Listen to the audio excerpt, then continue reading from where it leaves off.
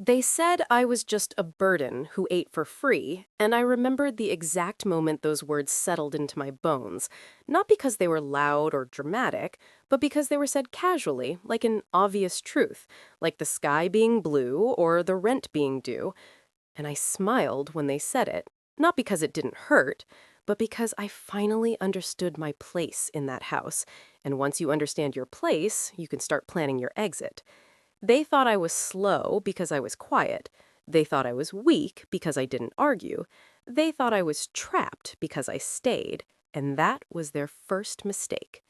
Let me tell you who I am before I tell you what I did. My name doesn't matter here because the story isn't about a name. It's about a woman who learned how power really works. I'm not loud. I've never been dramatic. I don't slam doors or throw accusations across dinner tables. I observe. I remember. I document. And when the time is right, I move. People think revenge is loud. It isn't. Real revenge is administrative. It's paperwork and patience and silence. I moved into that house after my husband passed away suddenly. No warning, no goodbye, just a phone call and a life split into before and after. He was the one who handled the money, the documents, the investments, the things nobody wants to think about until it's too late. And when he died, his family wrapped their arms around me and told me I wasn't alone. They said, "Stay here, take your time, heal. You're family now." And I believed them because grief makes you grateful for scraps of kindness, and because I didn't have the strength yet to question generosity that comes with conditions.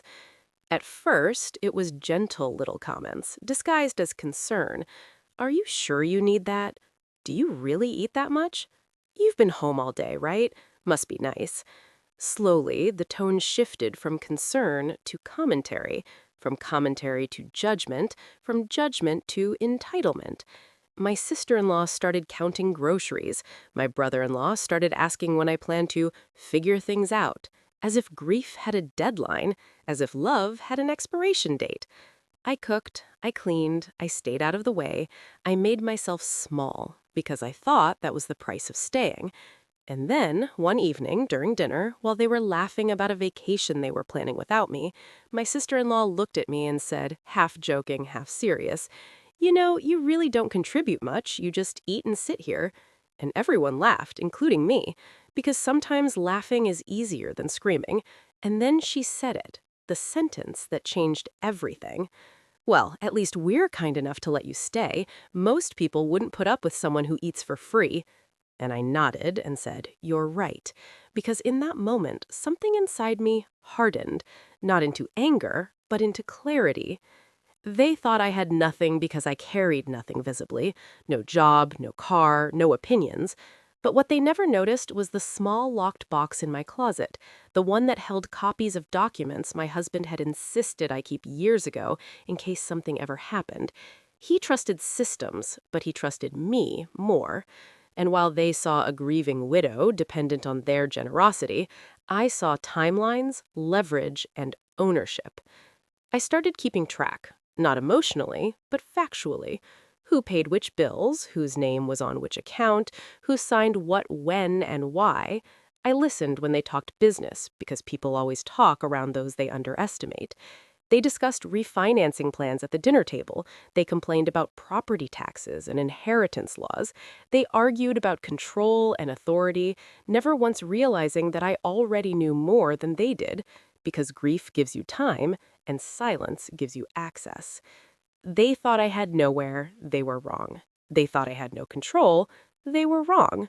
They thought the house they lived in was theirs because they paid the bills. But ownership isn't about who pays, it's about who signed and who understood the fine print. And the night they told me, maybe it was time I found somewhere else to live, I smiled, thanked them, packed one bag, and asked for the papers they never thought I controlled. And that's where everything truly began. When I asked for the papers, I didn't raise my voice. I didn't accuse or threaten. I asked the way someone asks for salt at the table. Calm, polite, almost forgettable. My sister-in-law hesitated just long enough for me to notice, and then she smiled that tight smile people use when they think they're in control, and said, "What papers?" I told her the house papers, the insurance summaries, the trust addendum my husband updated after his surgery. The room went quiet, not because they were afraid, but because they were confused. Confusion is always the first crack. They assumed I meant copies. They assumed I didn't know the difference between originals and certified duplicates. They assumed grief had erased my intelligence, and that assumption cost them everything. My brother-in-law laughed and said, "Why would you need those? You're not even on the mortgage." And I nodded again and said, "I know. That's why I need to see them." They told me they'd look for them later, that it wasn't a good time, that paperwork was stressful, and that I should focus on healing instead of worrying about things beyond me.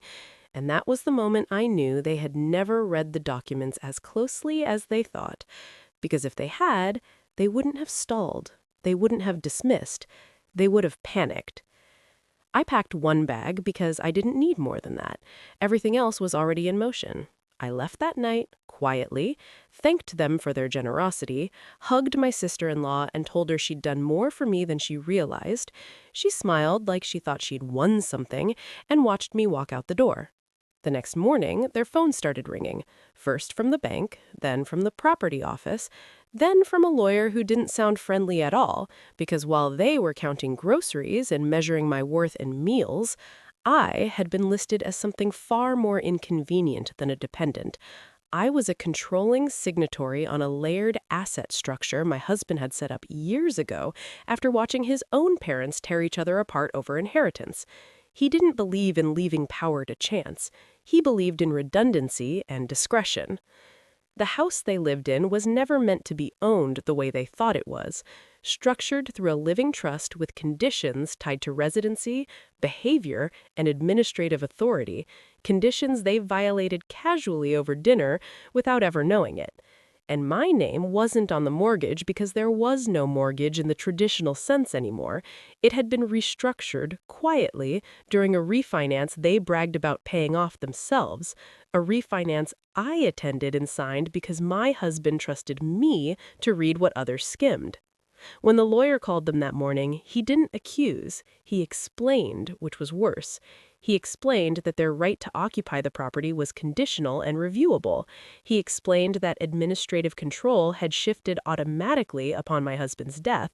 He explained that hostile occupancy and verbal harassment constituted breach under clause wording they had never bothered to read because nobody reads the fine print until it reads them back.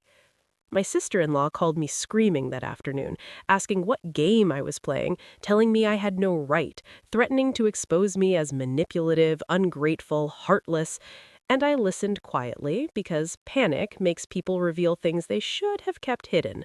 She admitted things in that call. Things about withholding mail, opening documents, delaying notifications, controlling information because she thought I didn't matter. And that call was recorded, not because I planned it months ago, but because I plan everything once I see the direction a situation is heading. She asked me how I could do this to family, and I told her family doesn't keep score of who eats and who earns, family doesn't weaponize grief, and family doesn't assume silence means ignorance. And then I told her something she wasn't ready to hear. I told her I agreed with her assessment, that I had been eating for free, because while they thought they were feeding me, I had been feeding a process, one that was now complete. By the end of the week, a notice was served. Not an eviction, not yet, just a formal change of administrative control, a reminder that residency was temporary and revocable. The house suddenly felt smaller to them, heavier, like walls that once felt owned, now felt rented, and resentment poured out of them in messages, emails, voicemails. They accused me of betrayal, greed, coldness.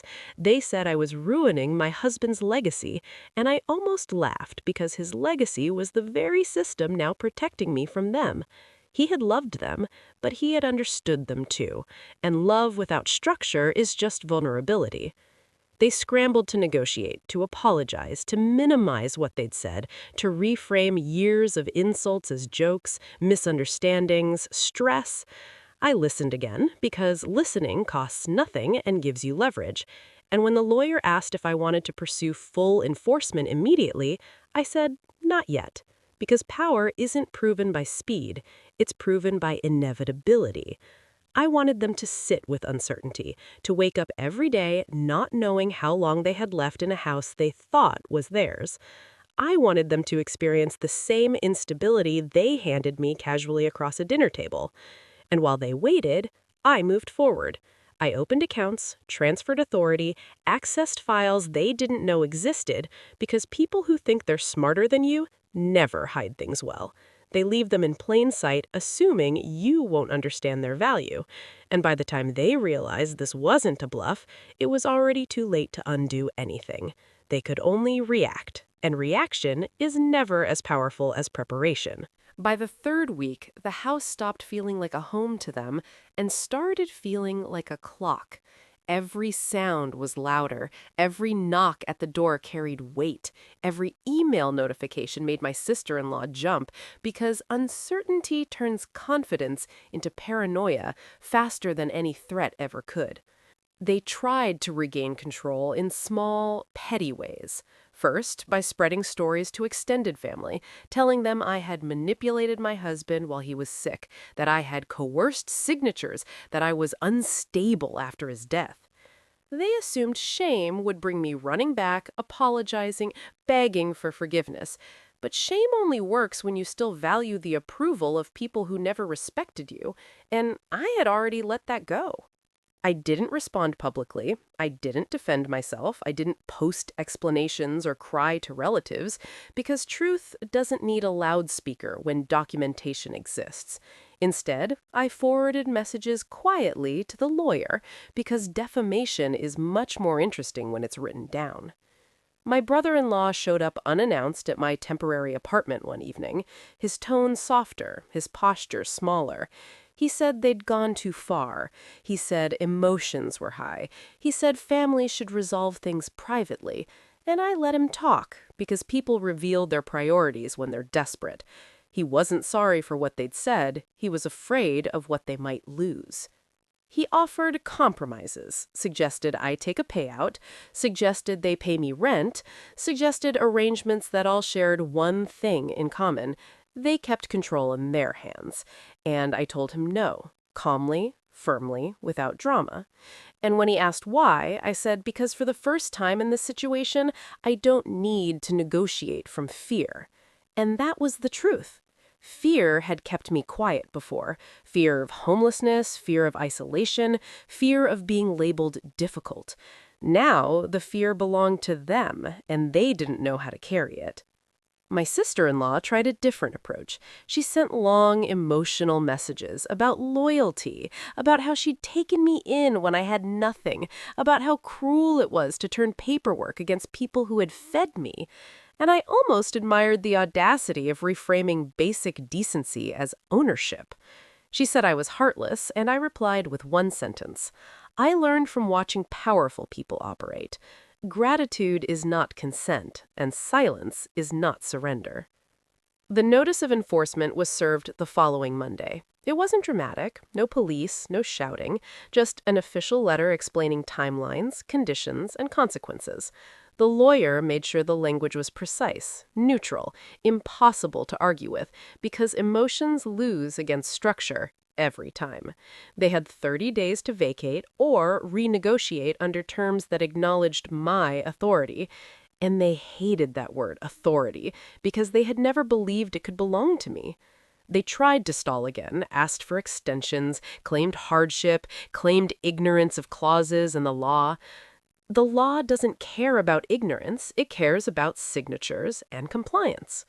The house became tense. Neighbors noticed boxes appearing and then disappearing, lights on late at night, arguments spilling through windows. They stopped speaking to each other, the way pressure always fractures people who were only united by convenience.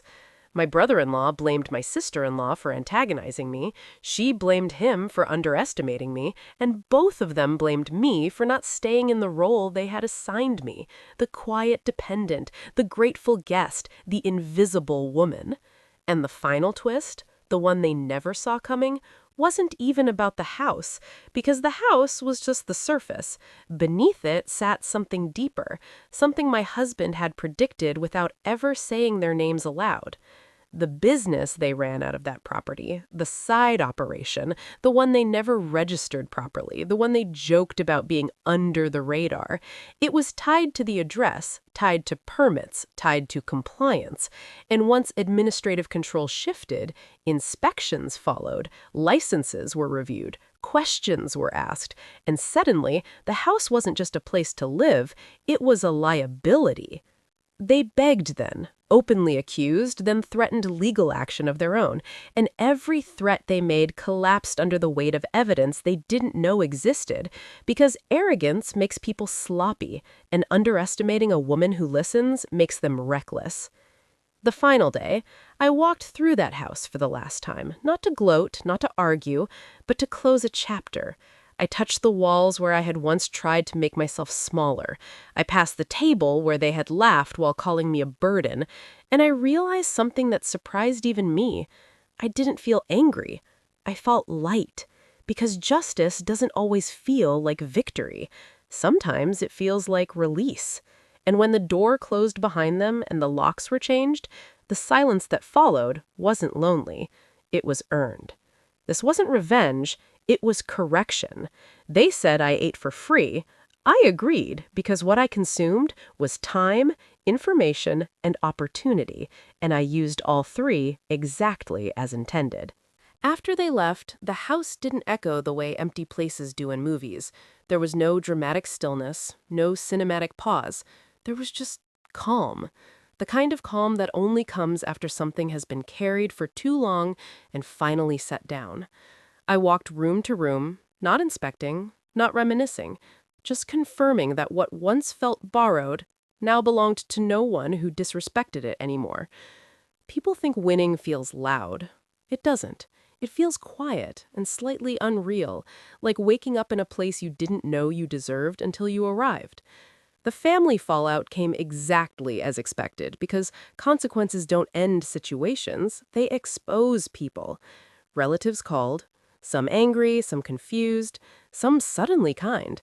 The same ones who had laughed politely at comments made about me eating for free now asked why things had gone so far. Why couldn't we have talked it out? Why did it have to become legal?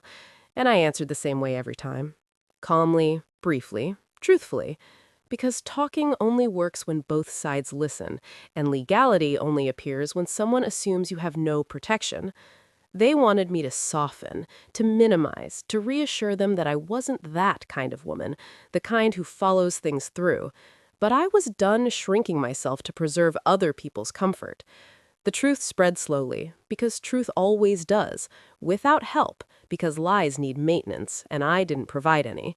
My sister-in-law moved in with a cousin, temporarily, still telling anyone who would listen that I had stolen what wasn't mine, that grief had changed me, that money had corrupted me, and maybe that version helped her sleep at night, because accountability rarely does.